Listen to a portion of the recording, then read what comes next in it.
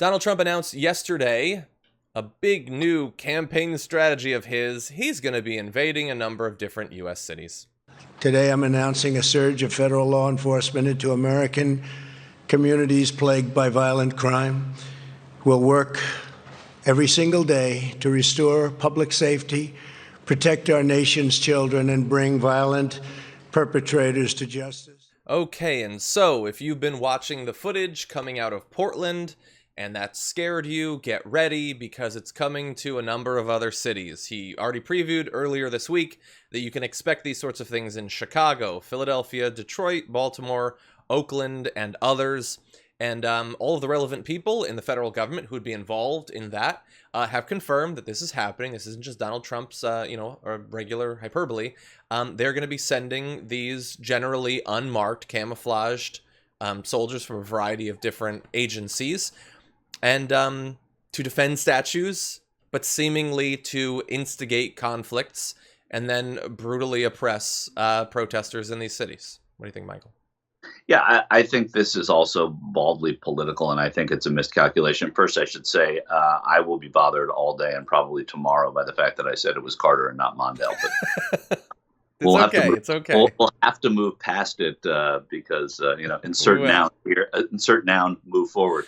I think that every people that are advising Donald Trump, and I know some of them and haven't spoken to them for a little while, but they the idea that he's fighting something is very important to him, and his fighting the virus has not gone very well. So if he's going to be a wartime president going into an election, he's got to create that war. And the way he's doing it, it doesn't seem he's going to Democratic states, but Oregon at one time was a state that they were going to make a play for because he does need to win in places that he didn't win last time, especially if he's going to lose in places that he did.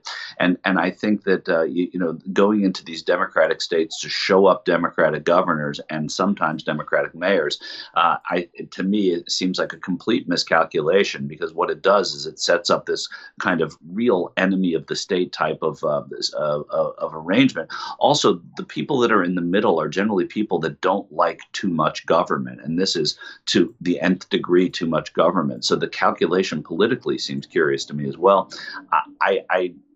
First of all, it's scary on a personal level. It's the most un-American thing I remember a president doing, probably since immigration. But this kind of blatant force into cities that aren't asking for it, it's terrifying stuff. I also think it's not going to work. Yeah, aren't asking for it, or specifically saying don't do it or get out of our city if you're already there. And he just doesn't care. He wants to manufacture this image that he believes will sufficiently scare Republicans to potentially keep him in office. And we know that in Portland, the protests had more violence once those soldiers were deployed there. They were relatively unmarked by those sorts of things beforehand. And now you can expect that in a lot of different cities. And I agree. I don't see as a campaign strategy why this would work when his brutal, uncaring attitude towards the protests from the very beginning didn't help him. Why would instigating new rounds of that do better? Like you've seen the footage. Now that's going to be coming out of many different cities, and he's going to be responsible. But every day you see that footage, you're not seeing coronavirus. You're not seeing the failures of this administration. You're not seeing huge unemployment numbers. We just got new employment numbers that went up for the first time since they started going down. These are not good times to be president when you're this president. So what do? You divert as much attention as you can. Perhaps you set it up in a way that you can use it as at a debate. Joe Biden had the crime bill. All of a sudden, though, this makes the crime bill look soft, right?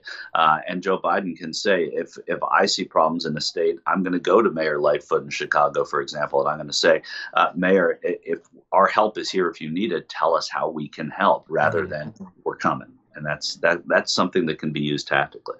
Yeah. And by the way, I'm glad that you mentioned the crime bill, because he's having trouble trying to make the election about these personality characteristics and mental characteristics. He hypothetically could, in the same way that people like Bernie Sanders did in the primary, try to make it about the substance of mistakes that Joe Biden has made in office. And that's something that Trump would have a chance of doing, since Trump hasn't been in elected office for a very long time. If he had been a senator when we were making the decision to go to war in Iraq, he would definitely have voted for it, but he thankfully, blessedly wasn't a senator, so he didn't have to, but so he could differentiate himself, and with things like the crime bill. But as you point out, he's simultaneously criticizing Biden for things like that, but then trying to prove that he is more harsh, more uncaring, less willing to talk about reform.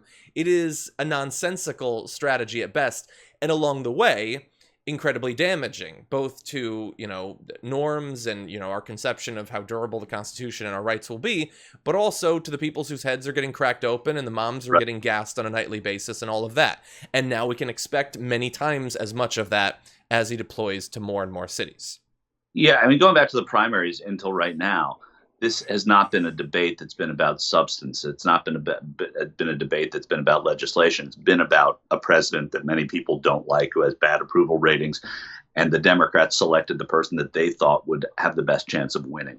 I don't disagree with them, and that would put me at odds with a lot of people probably watching this right now. But whether or not I'm right or they're right, it doesn't matter. The point is, this is where we are, and the president has an opportunity to try and go through Joe Biden and do it that way. Instead, he's taking some of the things that Joe Biden might be worse on, and he is taking them and just making them bigger, and really sort of doing a favor to Joe Biden by numbing the effect that his past votes as a senator might have had on this campaign.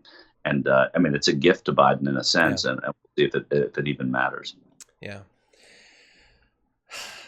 I worry, so far, there's been horrible injuries in Portland, but Tom Cotton was on Sean Hannity 2 nights ago and said, and Sean Hannity was like, well, if they start shooting at the protesters and they kill some, whose fault will it be? And Tom Cotton's like, well, ultimately it's with the criminals. He responded to the possibility that these soldiers could end up killing, potentially massacring protesters with, what are you going to do? It's on them. He's a senator. Right. Well, that's the same idea about the police, right? It's always on the criminals, right? The people that say, well, George Floyd was passing a $20 counterfeit bill. He should, he had to come, Exactly. It's a really skewed way of looking at the world.